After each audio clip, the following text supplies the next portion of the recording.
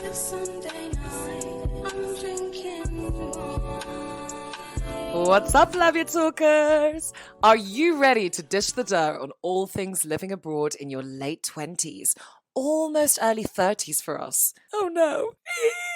Well then, get another drink and sit in a comfortable chair or in your bed because it's about to get saucy. And we're getting naked. Hey, Ollie. What's up? I'm so excited to get naked with you. Oh, Ollie, I know. We haven't done this one before. I haven't seen your big white ass before. I've seen your nipples a few times, right? I think so. I remember when you flashed me your bum as well, and I was like, Jesus Christ, When? Kardashian. I can't even recall, but I definitely saw your naked ass, I think, when you were exiting the shower or something. Yes, I tend to walk around naked in the apartment. I mean, you know what? So why not, right? Well, actually, no, don't do it in front of me. But yeah, you tell me, Ollie, how are you doing this week? Do you know what? I'm fine. I'm, surviving another week in Rio. The COVID situation, blah, blah, blah, blah, blah. Actually, I went to a bar last night in Leblon, which is the most expensive part in Rio. And I had this fucking bitch say, take your mask off, take your mask off.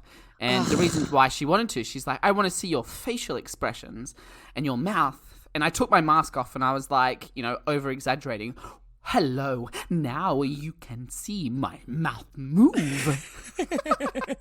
You were getting out those drama skills. Exactly, my drama skills. Don't tell somebody to take their mask off, bitch. Mind your own fucking business. Absolutely. What a COVID denier. Ugh. Also, Get the fuck out. As I mentioned, Leblon is the richest place in Rio. Full of, again, I don't want to play the racist card, but full of white, blonde people who are obviously, they obviously can't get COVID, right? Exactly. I mean, I was doesn't there. exist for them. I was there. I'm a fucking, That's it goes back to wild. our other podcast. Who would you break quarantine for? Rich white people in Leblon, I guess. Oh my goodness. Absolute madness, Ollie. Crazy scenes out there. I've got to say, in the UK as well, I went for a little stroll with my sister yesterday. We were both pretty hungover. We thought it's best not to sit at home and actually just walk off the hangover. So we were up and down the South Bank, which is basically this beautiful embankment by the River Thames, always heaving with people. And yeah, people were just out there in their numbers. And in the UK, you don't have to wear a mask outside. So it's pretty surreal, Ollie, walking down, this street. And there were crowds of people without masks. It felt really back in the old days. I know. Well, you're basically taking the clothes off your face. And I want to talk about taking clothes off our bodies today. And I love a holiday. And what beach holiday is complete without a visit to a nudist beach?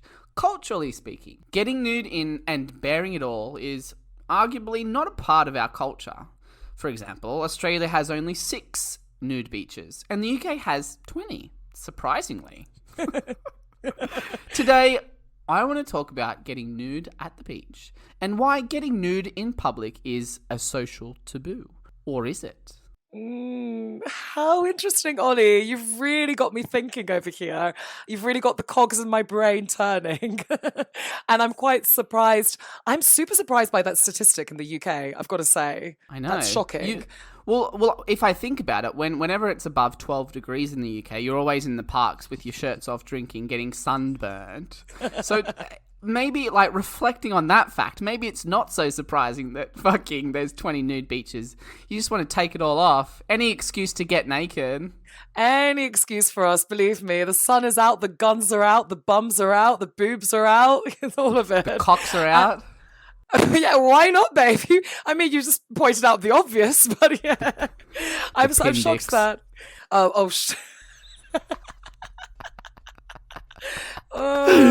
I just say, Ollie, so we're going a little bit off the topic over here, but do you think that guys should actually give you a heads up on that? On what? So let's say, Pindix. on Pindix. Yeah. Do you think, is it not their responsibility to give you a heads up that they're not actually normally endowed? I'm not even talking about like, I'm not even looking for like 8 inches, mate. I'm like just literally asking for like a standard 6, 7 inches. No, I don't think it's a responsibility. I think, again, going back to my favorite word of the podcast, kudos. Kudos to them for having the confidence to be able to get out there and meet people. Because, like, there's a lot of social pressure, and we're going to talk about, like, you know, burying it all in this podcast episode, but there's a lot of social pressure to have, like, you know, a big penis, and, you know, people like bigger sized penises. And if someone has a pindic, for those who don't know what a pindic is a micro penis, a really small penis. And, you know, I've experienced pindics and... Have you? Yeah, I've had a wow. pindic before. Oh my god. 2, actually. Oh my god, what do you do? Well, it's kind of like sucking your pinky finger. No, because I'm literally talking from experience over here, and like, there's really not a lot you can do. No. Why do you think I moved to Brazil? Oh my god, I know. That's where it's really at, to be honest with you. No If I'm pindics looking here. for absolutely no way in hell. But hey, anyway, talking about Brazil, Ollie. Talking of Brazil, you've got me thinking about who our shout out of the week is.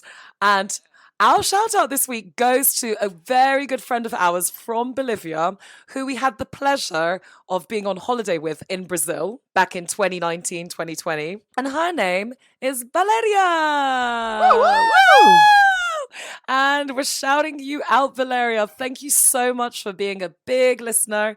And Valeria, she's a fantastic girl. She has been a loyal listener of Lab Your Talk from the very start, from our conception, and reposting, liking, and commenting on our videos and content. And Valeria actually is a fellow content creator herself. She is an ESL professor, an English professor, and a Cambridge certified graduate, and has her own Instagram page called Inglés con punto vale. Again, that's INGLESCON.VALE. You should give her a follow. She actually follows us on Instagram, so you can go to our profile to find her if you want to get awesome content. Sorry, Maggie. I interrupted Yeah, no, absolutely. It's the best place to check her out. And I know a lot of our listeners are not native English speakers, which is fantastic. So if you guys really want to learn English in a dynamic and a fun way, it's a very good idea to check out her profile. She's absolutely stunning as well. She's a gorgeous lady.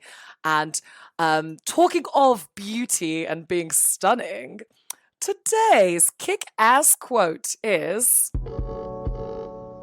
The best dress for walking is nakedness. Oh, Maggie, I love how you said kick ass like an American. Like American.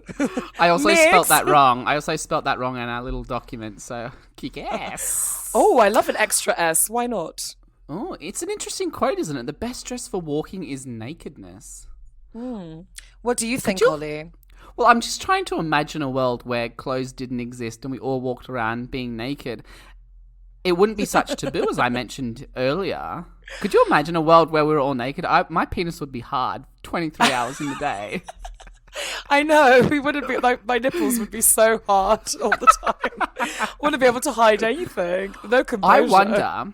I wonder if we actually lived in a world of nakedness, would we, you know, shave ourselves? Would we do all this stupid shit that we do these days to make us look beautiful for other people? Would we? Yeah, and it's a very good point. And I honestly think that all these like grooming methods that we do, all these beautifying, all these crazy degrees that we go to, sometimes painful degrees that we go to make ourselves look sexier. Do we really need all of that when actually underneath it all, we're all the same? Without sounding are we all really... the same? You know, we're Oh, pindic. big pindics. boobs. I'm so sorry if I'm really offending the pindics out there, but it's not Hey. okay. No, it again, like, it goes back. It's not anyone's fault for having a small penis or a big penis. Like, Maggie, your tits are so small and it's not your fault. Oh, you're coming for me now. It's okay. I really embrace my small tits. And as you know, Ollie, it's just the way I was born. I was born this way, baby. Totally. Baby, Yeah. I was born this way. No matter if exactly. you're black or green, or you're white or pink, I'm on the right track, baby. I was born this way. Yes, Ollie. If you're a Teletubby or if you're a, I don't know, doesn't really matter. We were born this way, baby. Thank you so much for misquoting Lady Gay Gay there. Gay, gay, gay. Shame on you, Ollie. Um, we we have been speaking about being nude quite a lot, and that's because I went to a nude beach last weekend in Buzios in Rio de Janeiro. no, you Can you didn't, believe it? Ollie. No, you Who didn't. am I? Who Oh am my I? God, outrageous. Well, actually, if our loyal listeners have been watching our Instagram page, you may have stumbled upon a picture of dear old Ollie bearing it all on a beach. Bearing it all. It's really interesting because we're going to talk about this obviously in a bit, but I mean, well, I'm going to ask the question to myself because actually, can you ask the question to me? Babes, absolutely. I want to ask you, Ollie, like, obviously we're talking so comfortably about getting naked, but how did you feel actually bearing it all on a nudist beach in Buzios, in the beautiful seaside, beautiful beach area of Buzios in Brazil? Totally. That's such an amazing question that we've come up with there. But no, it's a really good question because like for somebody who feels really comfortable sending nudes to people and for somebody who feels very comfortable like with my body in bed with another person, going to a beach and, you know, getting nude with lots of other people around, I felt really vulnerable. I felt really scared. I felt really insecure about my body and I felt, you know, all these types of different emotions. And, you know, it took me a while to get my clothes off. It took me, you know, we arrived and I was with 3 other friends and they just ripped their clothes off and got in the water. And I'm like, okay, I'm just going to sit here for a little bit. I'm going to sit here for a little bit. And then I kind of like, you know, looked over my left shoulder. I looked over my right shoulder. And then I thought, fuck it. I'm in Brazil. Yes. And yes, I took them babe. off. I took off my little speedos or swimming trunks and I didn't run to the beach because you could see like the boo, boo, boo, bumping up and down. I walked to the beach, you know, I'd like touch my penis to make it a little bit bigger and just got in the water. Actually, just to go off track a little bit here, if you go to Posto 9 on Ipanema Beach, you see these Brazilian guys wearing their little swimming trunks and you can see their penises like to the side, right, Maggie? Oh, I learned that they actually take a quarter of a pill of Viagra to make their penis bigger. Can you believe that? No way. How interesting. Like there's this, you know what? I find that a really kind of funny sort of like parading of like masculine sexuality. Like, you know how like a fucking peacock will parade their feathers and like prance around like trying to show off like who is the biggest cock of them all? Like, I feel like this is what these guys are doing. How bizarre. I know. My friend told me yesterday and I was like, oh my God, it makes sense. Oh my now. God. It makes total sense. But I did think that like in Rio anyway, there's such a competition for like who's got the best naked within the gay world anyway. I remember when we once sat and ate sushi like very not far from Ipanema Beach because we couldn't find anywhere else to fucking eat on our budget. But anyway, that's besides the point. The point is, I remember all the gays around us, like, Jesus Christ, it was like, who's got the fucking most, like, ripped 8-pack and, like, the most flexed pecs and muscles. And, yeah, it's, like, really such a competition.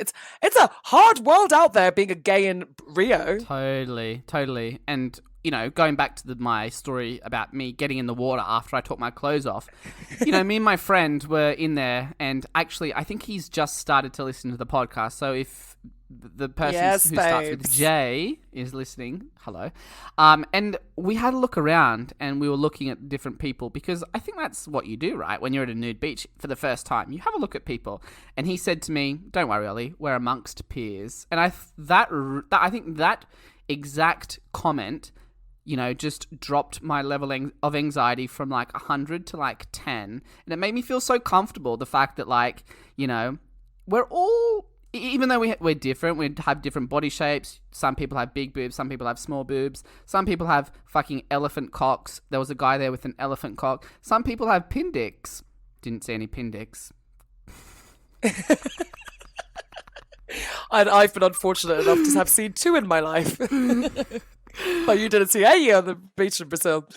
It was an amazing experience to feel so vulnerable, yet so free at the same time. Oh wow. I think it's so amazing that you did that. Honestly, it's really commendable because I don't know. I've also been topless on a beach before, and I want to know, were you feeling self-conscious about getting completely naked in an environment that isn't, revolved around sex or having sex? Absolutely. I think I'm pleased with my private parts. Maybe people who have had sex with me would think otherwise. But I'm quite happy with my private parts and stuff like that. It wasn't my private parts that I was necessarily concerned with. It was the fact that, normally I manscape. It's like you cut your hair, or you trim your hair so it's not as big or as thick. And, I'm a hairy guy. I have a hairy ass. I have a hairy chest. I don't have much hair on my head. Not for too much longer. Exactly. So I think, the biggest thing that I was self-conscious about, or the biggest thing that I was uncomfortable with, is the fact that I had more hair. And it wasn't about the size of my penis. It wasn't about my beautiful big ball sack or anything like that. It was just that fact. And it's an interesting question, right? The fact that people can be more self-conscious about their body rather than their penis. Definitely. And people have such different insecurities, as you're saying, because a lot of guys, I don't know, maybe in the straight world anyway, and the gay world as well, hair is very desirable on men. So the fact that you're insecure about this feature of your body, Ollie, there's so many guys out there who are dying to have that level of hair all over their bodies, Come and take it. No, embrace it, honey. You're sexy. Embrace it. But I'm kind of wondering how Brazilian men compare to what you do to your body, or how you presented yourself at the beach. Did you notice maybe certain rituals or things Brazilian men may do to prepare themselves to be naked on the beach? No, whether they wax, or you mentioned the Viagra popping earlier. What kind of things did you notice yourself visually that guys do to prepare to be naked on the beach? Yeah, Maggie's doing a lot of TPR, which is teacher. I don't know what it stands for, but actions to make me understand. Yeah, so people shave their ass, but the men who were on the beach when I was there were there was no hair whatsoever. I was the hairiest person on there by far, and I'm not sure whether I didn't get close enough to know if it was the fact that they shaved their legs or something like that. But it is super common in the gay world, and it might be in the straight world as well. But it's super common to have hairless bodies, and I'm not being funny. I prefer people without hair because I've got enough hair as it is. So yeah, it was really interesting to see that. And there was a couple there, and they were, oh my god, so gorgeous. I couldn't stop looking. Really? 2 boys? 2 boys. Oh, okay. What did you find so gorgeous about them? They were muscular. They had tattoos. They had beautiful tanned skin. And they had really nice penises. Oh my god. There you go. Wow. So you were definitely doing some window shopping. I know. It's so bad, isn't it? You should, you go to a nudist beach because you Why do people go to a nudist beach? Were you There gonna you ask go. that? You've hit the nail on the head, honey. I was just about to say, what are people's motives for going to a nudist beach? Let's be honest. I have no idea. I mean, I'm gonna put it out there. I don't know how you feel, or whether you would classify yourself as one, but I would say I'm personally quite an exhibitionist myself. Yes. Have you? People need to check out your fucking Instagram. Hey! No, the one your art one. Of course, yeah. Thinking Flesh. Thinking Flesh is the Instagram handle. And it's an art platform that I basically run. At the moment, it's kind of going through a period of hiatus, but I'm trying to get it popping back up again. So Thinking Flesh, I basically post a lot of sensual artwork, very sort of sex positive and female oriented, because that's just what I like. But anyway, my point is, Ollie, that, as you were saying, like, what are people's motives for going to a nudist beach? I'm somebody who loves to get naked and I'm quite comfortable with my naked body. So I'd say I'm a bit of an exhibitionist. But at the same time, I would also say I'm a bit of a voyeur because obviously I enjoy watching other people get naked or be naked, you know, in whatever scenario. So, how about you? Where do you stand on that? Good question. I mean, I don't know. I'm definitely not an exhibitionist. Okay, why? Maybe well, I just don't think that I have like the. I'm still like I think I have a nice body, but I'm still a little bit insecure about my body compared to other people, and I think that's natural, right? If we go back to last week's podcast about rejection, are we being rejected because we have a particular type of body? You know, we spoke the other week about how short is too short. You know, you're a tall lady, I'm a short man. You know, just things like that like, you know, are in your head, make you insecure. So I think I'm a little bit insecure in terms of my body. And the reason I went to the nudist beach is because my friends were really keen to go. And I thought, fuck it. You know, I'm amongst friends. You know, I've had sex with one of them before, so I think it'd be fine if I go. I haven't seen anything new. Yeah, yeah. You're comfortable with each other's bodies. Yeah, and I think we just went to experience it. Luckily, like, there weren't that many people there. There was maybe like 15 or 20 people, so it wasn't a busy, big nudist beach.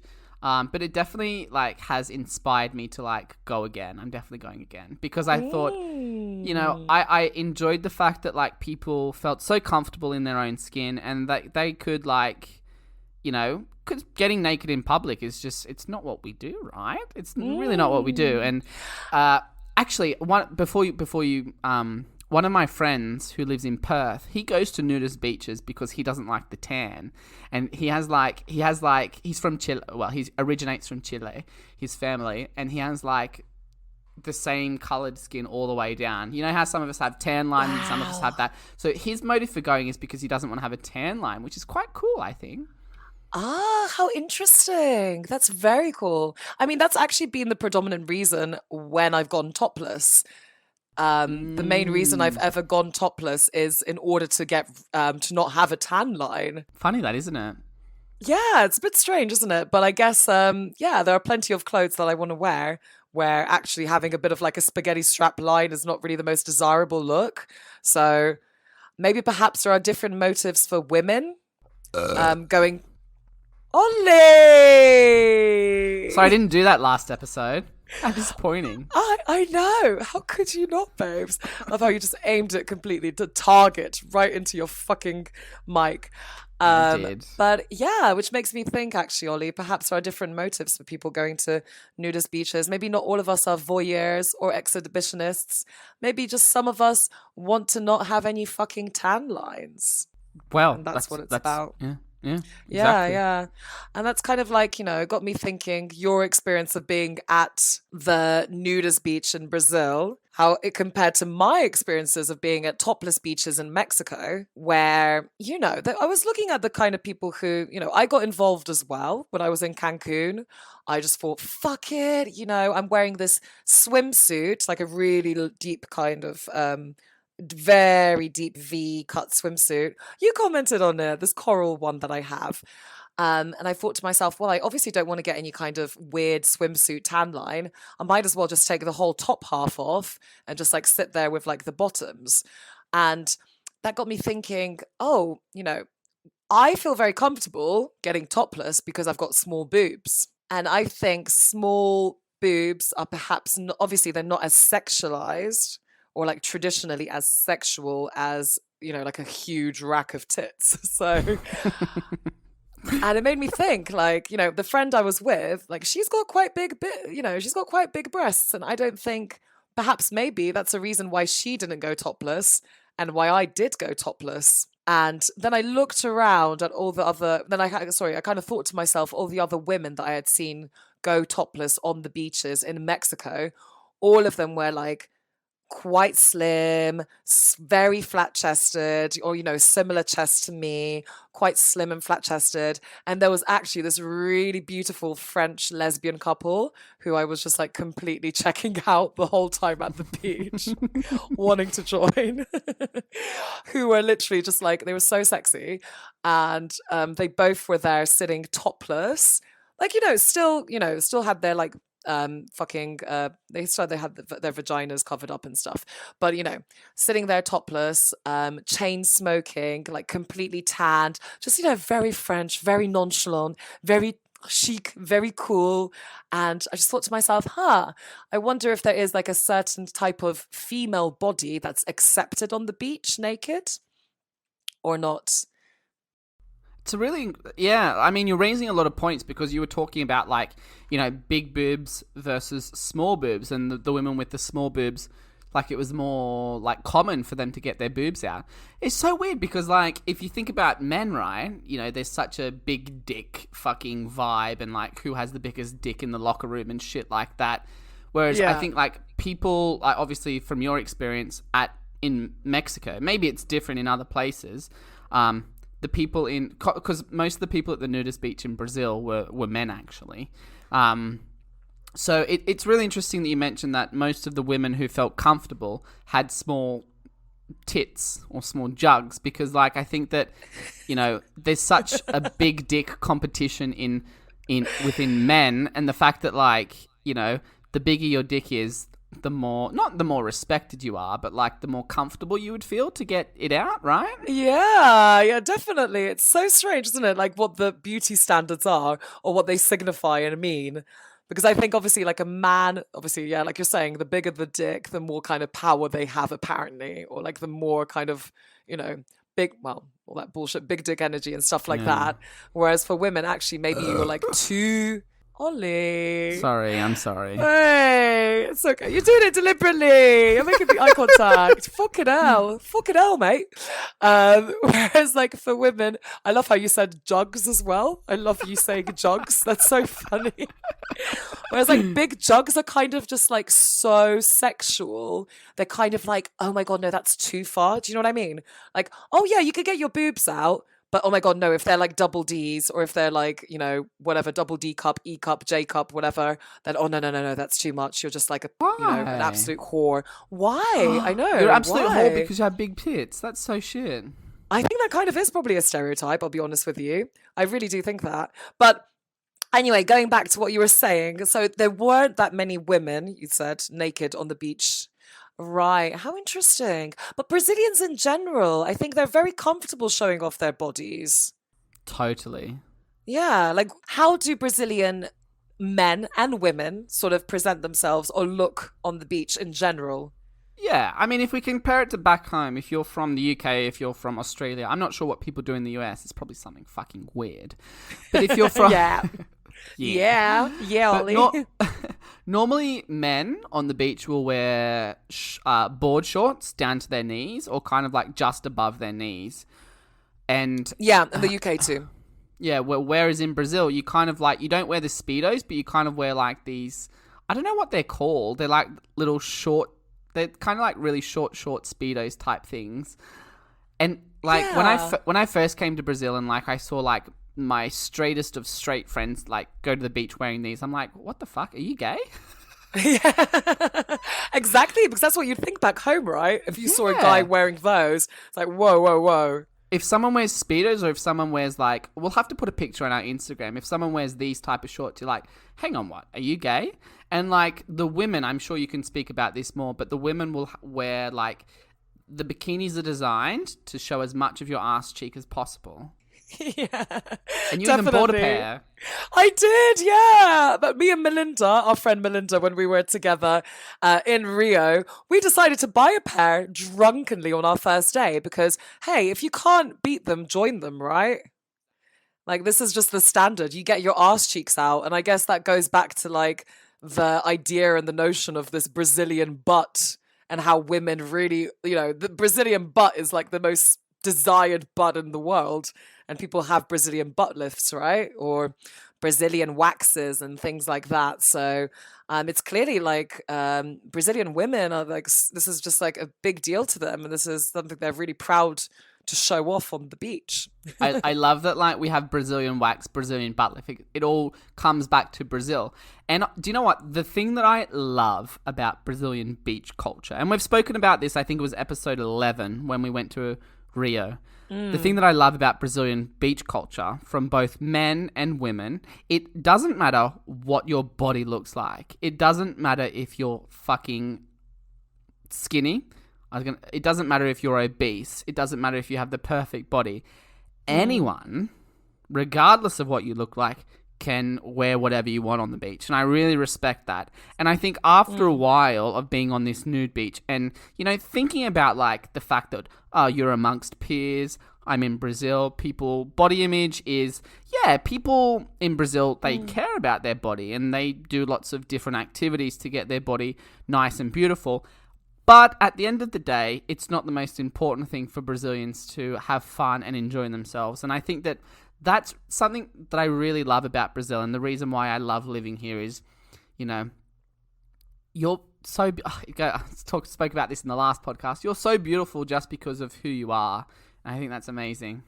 Absolutely, I couldn't agree more. And I definitely got that sort of sense when we were in Rio too, that people just don't give a fuck. And the beach is for everybody. It's a place where people, you know, the rich people of LeBlanc come together with people in the favelas. Anyone can access the beach. It's obviously like a space for everybody to just enjoy themselves and live their life. And that's something that is so different, I feel, in British culture.